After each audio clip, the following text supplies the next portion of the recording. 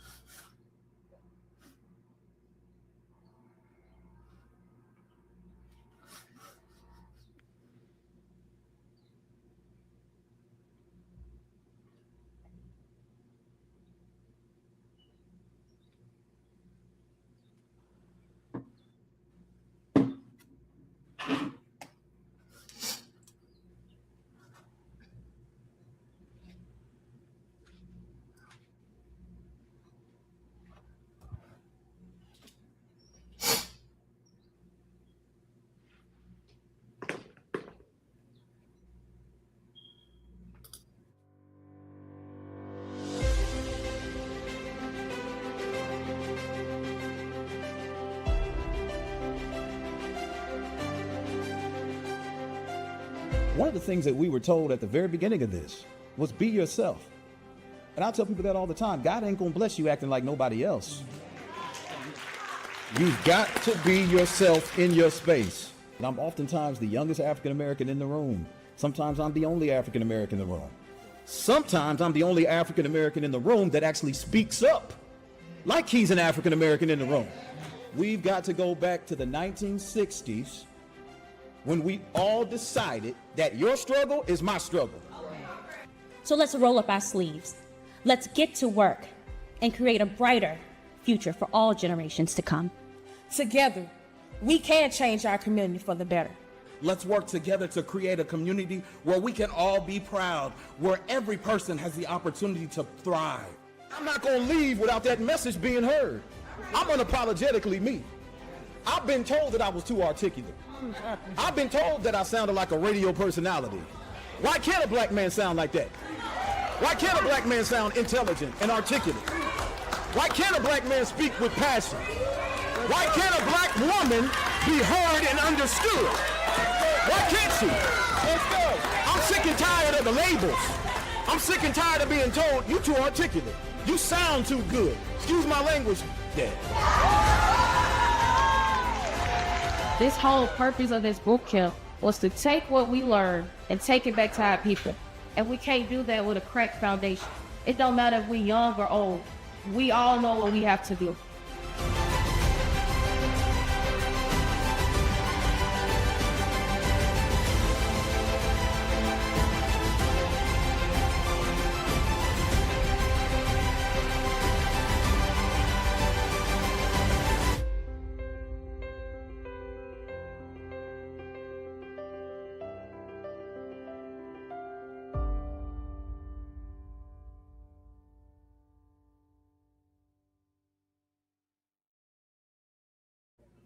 That's such a great intro.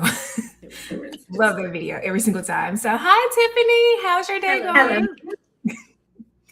Yes. So, let's just jump right into it. So, tell everyone who you are and what you do. So, hey, everyone.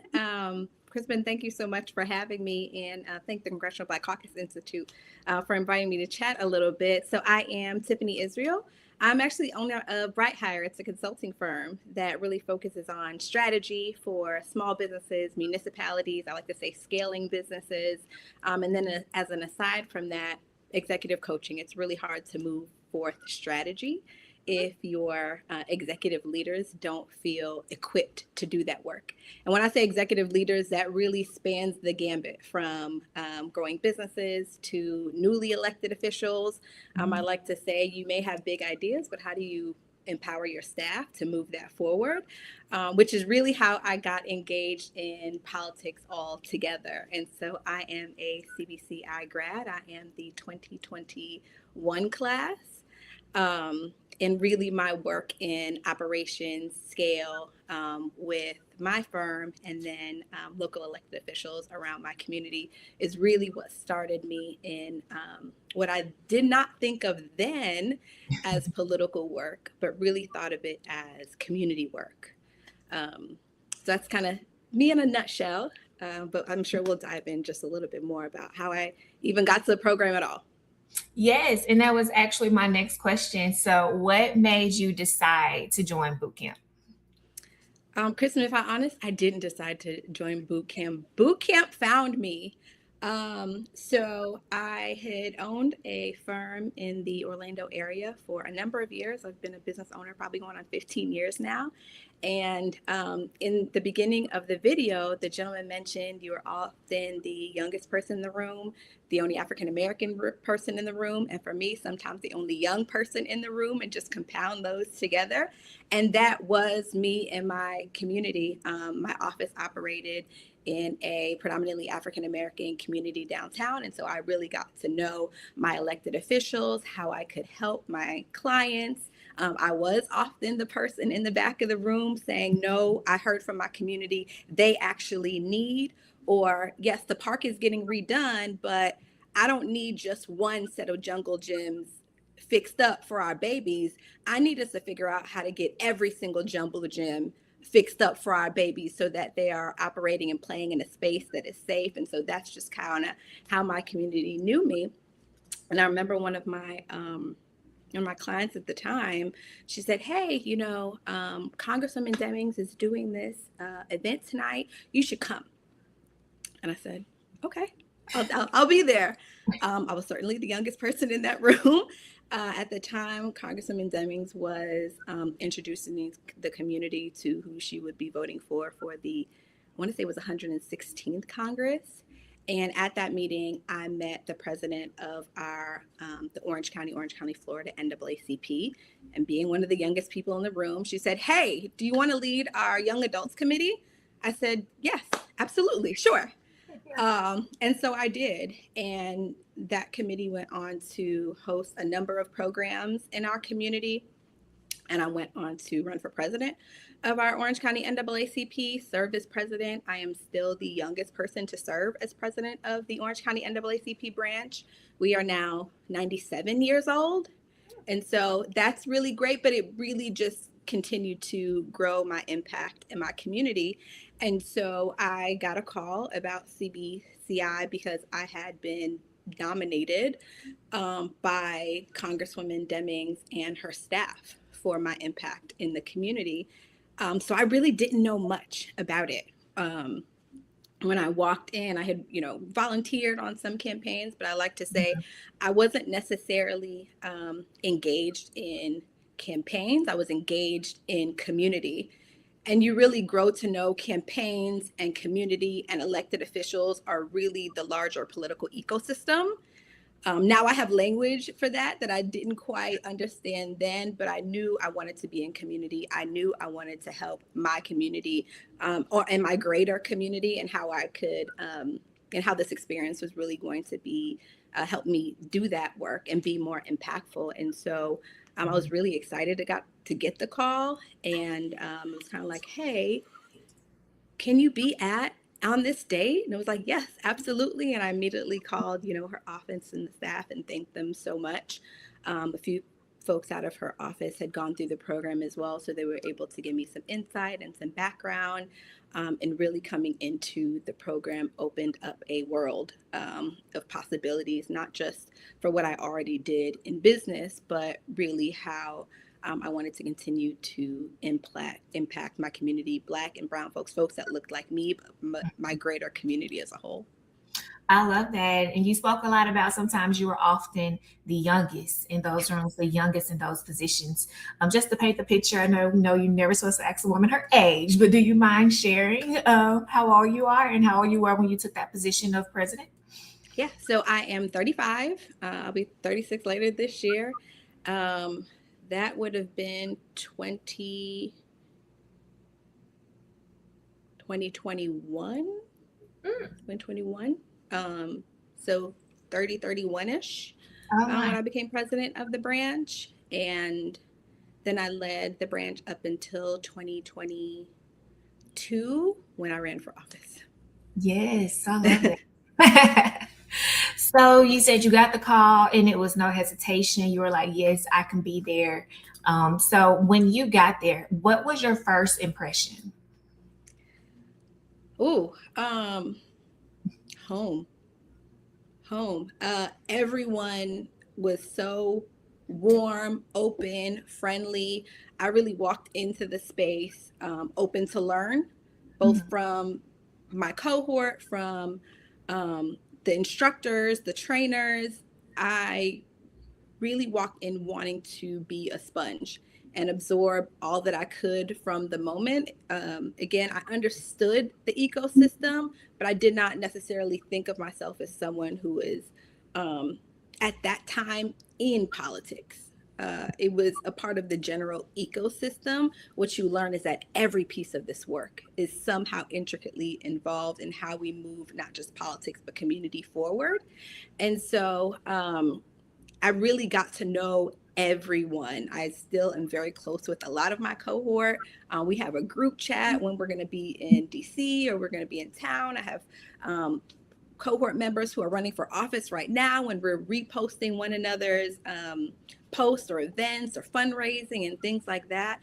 And so the initial impression was home, very much a community of people focused on the same type of issues, certainly broad ranging, Mhm. but wanting to see our community move forward. And then from the perspective of our trainers, exceptional trainers.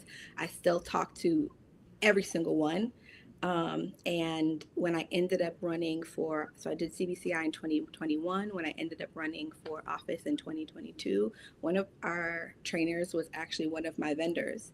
And I'll say 20 times over again, I don't know if I'll run for office again, but I would choose that vendor team 100 times over. And having Nadia was one of our trainers. Having Nadia there, someone who I trusted from the program, someone who I knew, someone who I had interacted with, and just could pick up the phone and say, Nadia, this thing is happening. Like, what should I be doing? Was really undergirded the campaign altogether, and my confidence in the decisions that I was making, because I already trusted her from the program. She had led us through, and not just Nadia. If I go to a specific city, I go and see Ike or Richard or Adwa, whatever the case may be. They really made themselves accessible to us, and the way the program is structured. Sometimes you need a little. What am I supposed to be doing here? But after the fact, you realize how much of a simulation to a campaign it really is. And Mhm. that last night, when you're up until all hours of the night because you have to get stuff done, that certainly feels like the last few weeks of a campaign. I love that. So it sounds like it was really a learning experience. Like It you was. got there, everyone felt like family once you got there, and you continue those connections today. So, what was a moment during boot camp that really shifted your mindset? Ooh. Um, I don't know that I would call this a mindset shift, more as I would call it like a really deep light bulb moment. Hmm. It was one of the last nights there, and my team, we are getting everything together for the present. I don't want to give too much away for folks who are on their way there, but there's a presentation on the last night or the last morning, depending on your schedule, and you really see the infrastructure of the campaign, but the expertise of the people in the room really come together. Um, if you have been in campaigns before, you understood kind of the general framework. Again, my background is in strategy and structure. And so I'm always looking at what is the big picture and what is kind of the octopus that the tentacles that undergird what you actually need to do. And so you're seeing your campaign manager and your finance person and your speech writer, and someone who's getting the campaign plan together, and all these different pieces that really work to move a candidate forward Mhm. come together, right? But some of us worked in those spaces before and some of us had not. So you're also seeing the expertise and background of the folks in the room and how every piece of your general experience, whether you come from a background in legislation or politics or you don't, how so much of your background can be woven into being effective and efficient in a political legislative type space. Oh, nice. So, how was the environment? You kind of already answered that, but just being around other driven individuals. Kind of speak on some of the connections that you made that you still keep in contact with today. Absolutely. One, we had people from all across the country. And so while I am in Florida, you are hearing and seeing the politics of folks that live in red states or blue states or purple states, and how that really drives their work forward. Um, but also at the time, our particular year, there was a vote happening in Texas, and the a few of the legislators actually leaving. And so we are also bonded together around this experience that we are looking at and talking about and realizing maybe how engaged we are in this work. And that's just really comforting to find like-minded people who watch some version of a news channel most, if not all of the day. Um, but also just talking through how to impact our communities who may not be watching the news all day long. But we can be the median between the folks who are very deeply ingrained in this work and the folks who are trying to buy their first home, trying Mhm. to feed their families, trying to make sure that their child gets to the best schools, and what those options are for them, depending on their state, because that also looks very different. And so we get to talk through some of the challenges and successes that are happening throughout our state in very specific areas that really impact everyone and anyone, but just look different depending on where you live. And so the environment was very collaborative.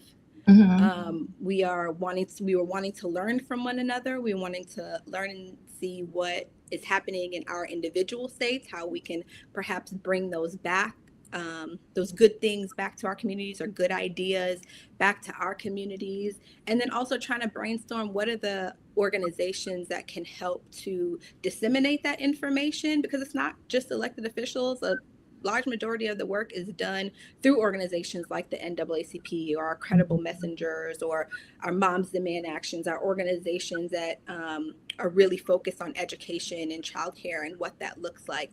And so also starting to pick apart, what does this look like in your community? What does this look like in our community? Is there maybe an organization that's similar that we could reach out to get this really great idea or push this work forward? So collaboration is how I would really describe the environment best. Yes, I love that. And I know you learned a lot, and there were plenty of takeaways. But what's one key thing that you learned at bootcamp that you still use today? Ooh, I'll tell you the first thing that comes to mind. You're only as strong as your network. Mm. Yeah. The really great thing about CBC and other programs like it, but specifically CBC, is that you are gaining a network of allies and friends. Certainly, folks have become my friend, um, that are around the country that Mhm. you get to be a resource for, and they get to be a resource to you. So to make sure that when you're in these rooms, that you're actually leaning in, that you are present, that you are taking advantage of the space that you are in, because it is so rare. Because we are in our everyday work days, we are handling clients, we are handling legislators, we are handling community, we are handling family. We are not often in rooms where we just get to brainstorm how to make things better, how to make our lives better. And so utilizing our network, my network, really being present in places and spaces where you get to just ideate with the best of the best, is something that I try to stay present about, no matter the room, but very specifically in that room. Because I think I came in not really knowing what to expect and walked away with more than I could have imagined. I remember on my own campaign, we were having a discussion, and I said, Nadia, I need to know my win number. And she's like, stop.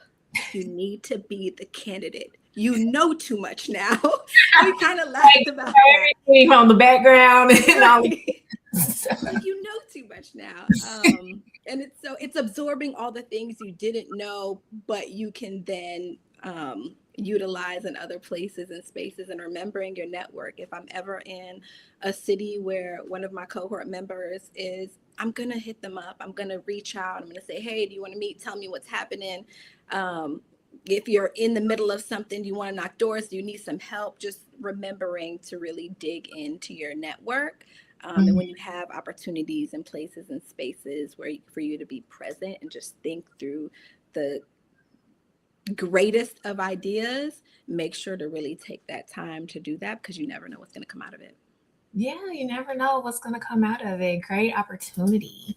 So, what, if anything, changed for you after boot camp? When you left and got back to Florida, what changed? Maybe like in business or like in your mindset? What's a specific change that you can think of? Yeah, I wanted to do more. Mhm. I wanted to be more engaged. I walked out of boot camp thinking I was going to be a campaign manager. That's what I was going to do. I when people ask, organizational and change management strategy is a really long way of saying I keep people organized. I keep people, organizations, for-profits, nonprofits, government organizations organized. And so campaign manager to me just made sense. I was Mhm. going to keep this thing organized. That is not at all what happened. It's not at all what happened. Tell us what happened.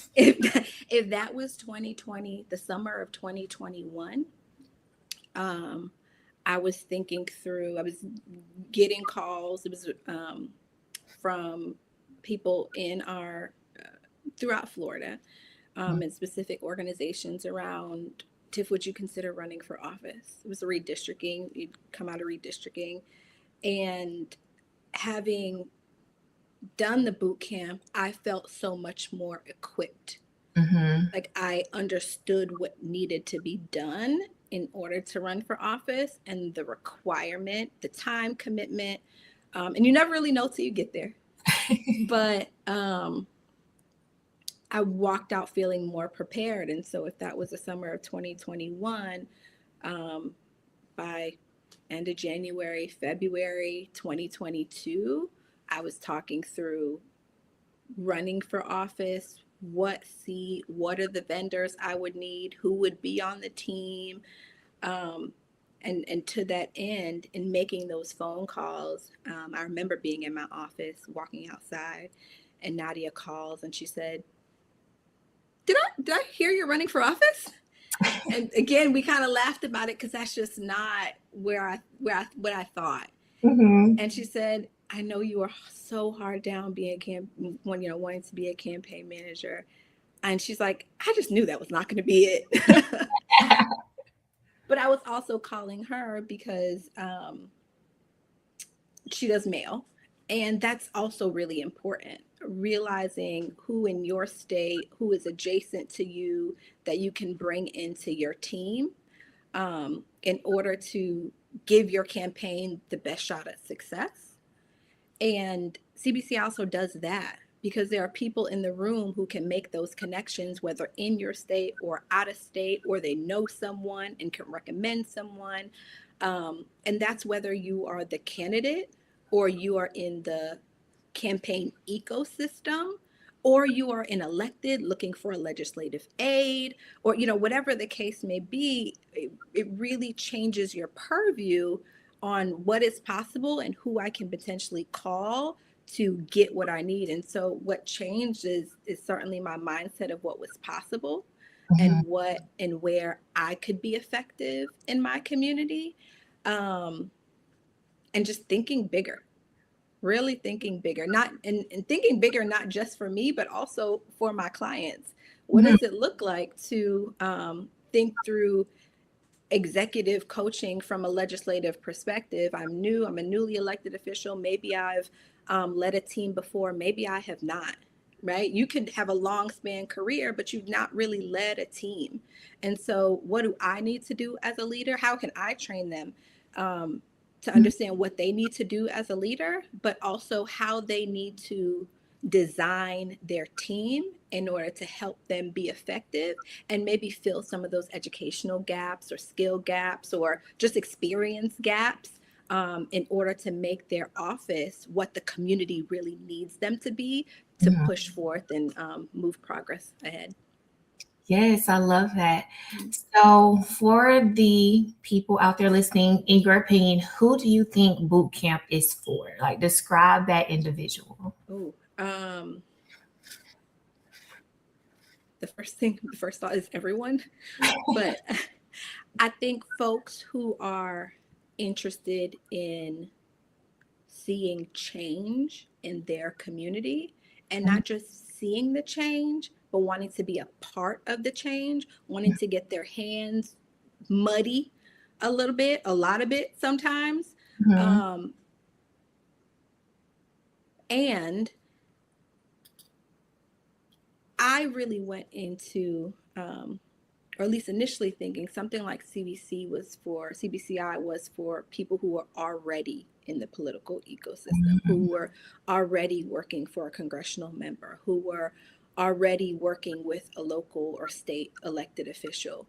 And there is a larger ecosystem at work. It is the people who are interested in advocacy, and not just interested in advocacy, but want to be the person on the front line, maybe want to work in an organization, want to help craft that legislation, help to organize the rally in whatever state capital you're in. It is for the people who want to change their communities, their states, the nation, but don't want to do that in a passive way. They want to be in the midst of it. I would say CBCI is certainly for you. And then on the business side, if you really work with elected officials or in their offices and really want to make sure that you're grounded in how you are going to affect change for Black and Brown folks, for your community at large, certainly thinking about the SCOTUS decision, how imperative it is that there are minorities at every phase of a campaign, at every phase of the legislative cycle, the legislative process, so that you can be a voice for your community. If you are not the elected, how do you make sure that you have the ear of the elected so that your community's voice and needs continue to be prioritized? And so it is someone who wants to be within the political ecosystem, the community ecosystem. I keep saying politics, but it's really community. This is a community work. Who wants to impact their community at any and every level and wants to get their hands really dirty in that work. Definitely for you. Yeah, so it's not just for people that want to run for office. No. I did not think I was running for office at all. That was happenstance. I wanted to do the work of my community, of being the person in the back of the room that says, no, we need more.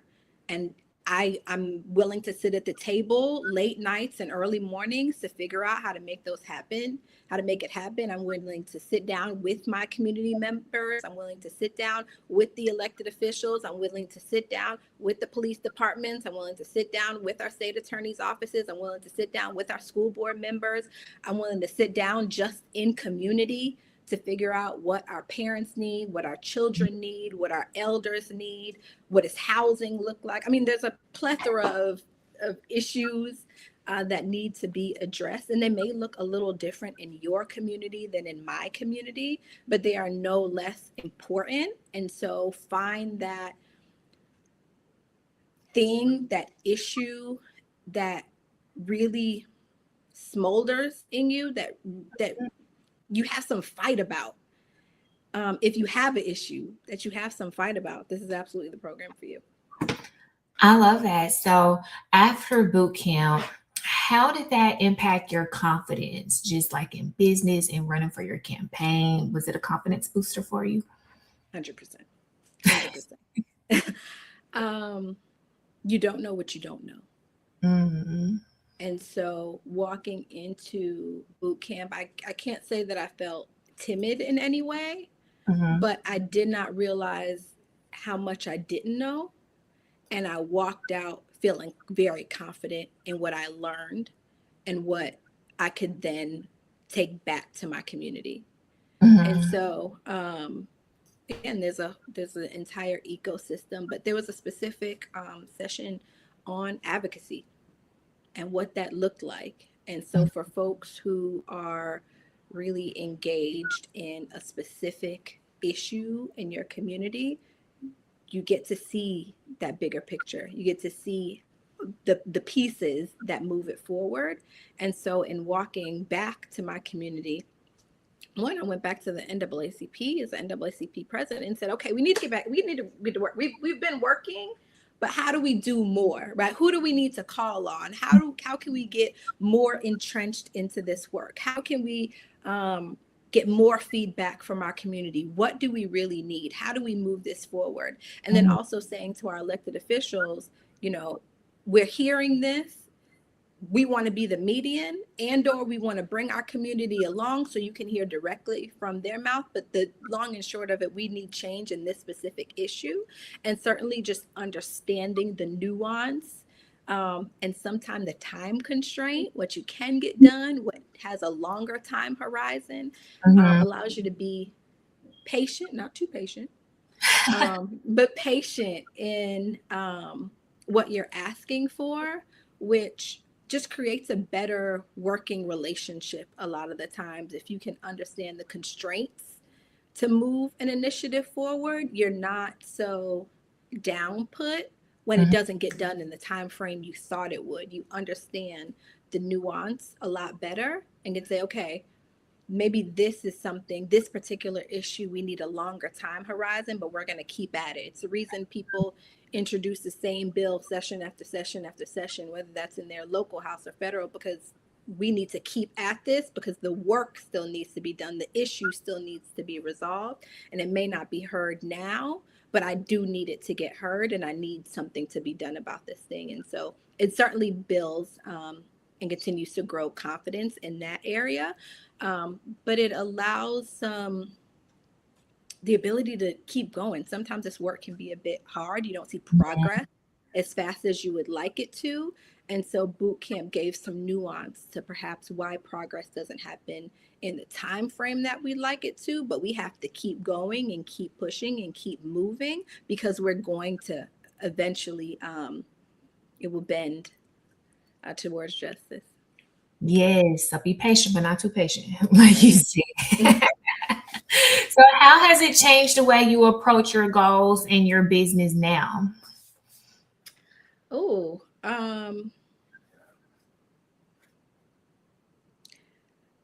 I understand the nuance of government better now. Mm. And so when I think about, a lot of my clients are municipalities, for example, which is very different when you're working in private organizations. An organization that wants to scale and wants to grow has more leeway than perhaps a governmental organization that has fiscal constraints, that has governmental constraints, that has legal constraints. And so understanding the difference as to not what is possible, but perhaps how fast you can pull levers for organizations that are public versus private versus municipal versus state. really gives some context to how you walk into the room, how you present a proposal, how you need to structure a specific type of work, something that may take me, I don't know, 2 months, or between 2 and 6 months in private, may take a year, right? Depending on what that leader looks like. It tends to be more consensus building in government organizations. And so I take that nuance and specificity into how I function and how I work and how I approach what is possible, or at least time horizons sometimes for what's possible. But then with executive coaching, I feel like it's the exact same. Everyone's trying to get something done. It's how quick we can get something done, how effective we can get something done, and how precise. And so for elected leaders, it's listening and asking, what do you want? And then what skills does your team have right here and right now to move your ideas forward? And what do we need to teach and build for them in order to move those ideas forward? And I would say those look very similar in terms of whether it's an elected or a C-suite leader or a group of 20 leaders. It's just understanding what is the needs of that office and then how to best support those leaders to do what they need to do. Yeah. Nice. So what was your absolute favorite part about boot camp? Ooh.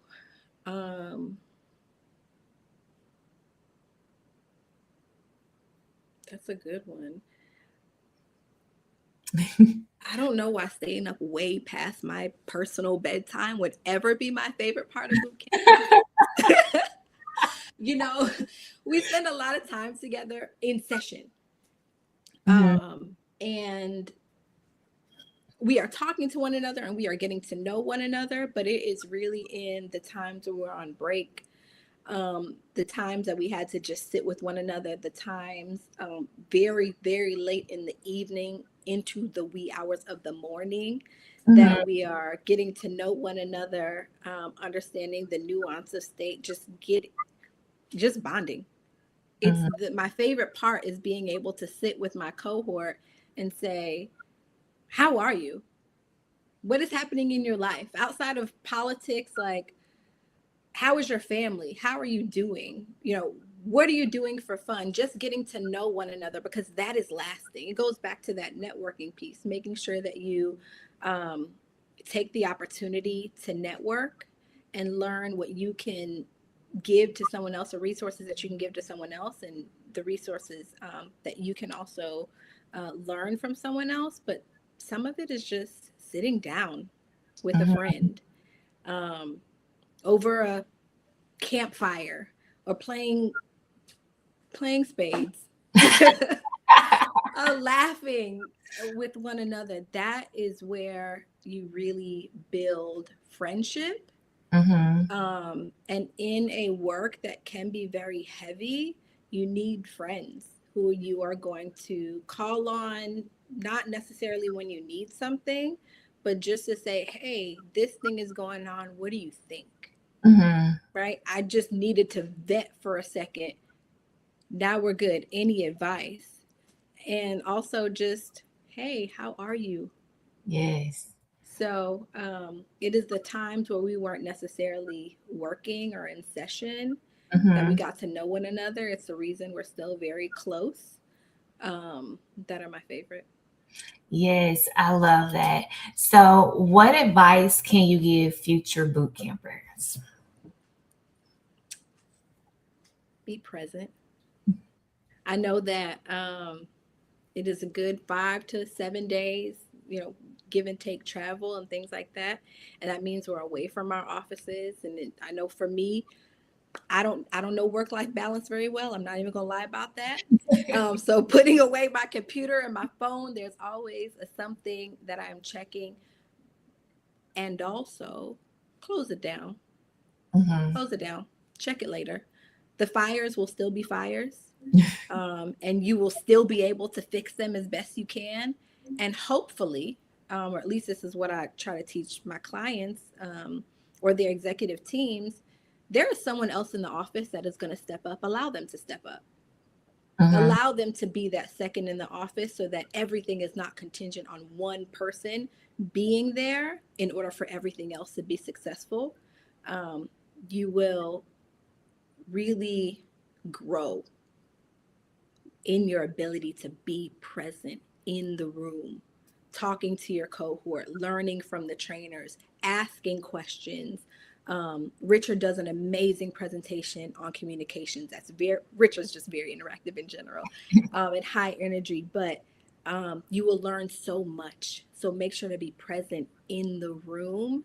The fires will be there and someone will put them out, and you will feel better about having learned what you needed to learn in the room and giving all that you had in the room, because you're going to take so much back home with you.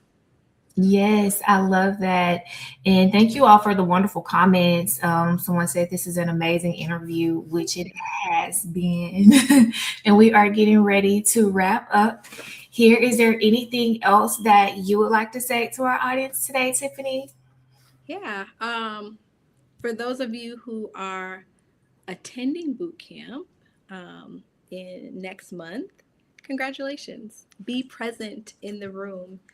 And for those of you who are thinking about boot camp, particularly those who are not sure if boot camp is for you, or what do you perhaps have to offer, knowing that you are excited about your community, knowing that you are engaged and want to be involved in the change is all that you need in order to be effective. So reach out to your congressional member, apply for boot camp. You are not going to regret it. I had an absolutely amazing experience. And as someone who really came from a business background and not necessarily what I thought to be what I needed to be in the program, I learned more than I could have ever imagined. And I did not walk in feeling like I didn't know enough, but I did walk in knowing that I was going to learn a lot, and I was going to take that back to my community to make sure that we got what we needed and our communities got what we needed, and that I was going to be a part of moving progress forward. So apply.